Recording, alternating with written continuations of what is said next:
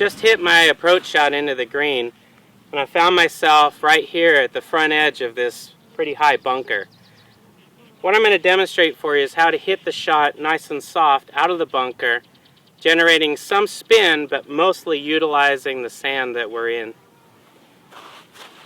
When you're impacting the sand, I want you to consider that sand is operating in tiny, tiny little particles, as if you're in a swimming pool splashing water.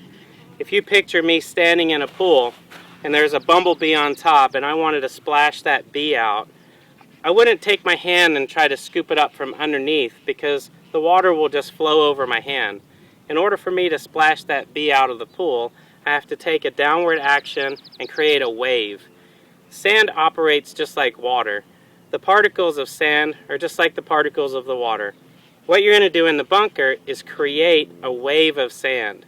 Now, when you're down against a high lip like this, the wave that you have to create is straight up, not an outward wave like you would play a chunk and run bunker shot. So what I'm going to do is strike down sharply, slightly behind the ball, and you'll see the wave of sand pop up. I'm going to demonstrate a practice swing first so that you can watch the particles of sand, and then the golf ball will appear to become one of those particles and fly out just like the sand did in the previous swing.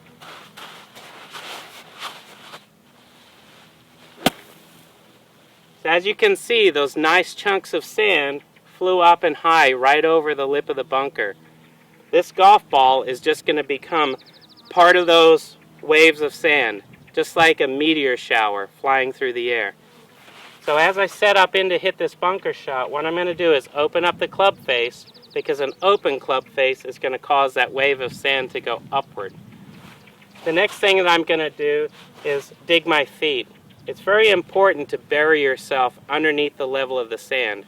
If you address the ball while remaining on top of the sand, you're going to pick it clean and either fire it right into the lip of the bunker or shoot it over the back. So, open face and bury your feet. My previous shot will show you that it went about 2 inches underground. I'm going to have to bury my feet 2 inches underground in order to replicate that same shot.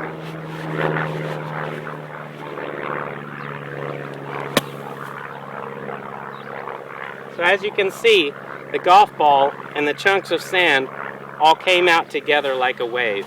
Hopefully this will help you next time you're in a high lip greenside bunker.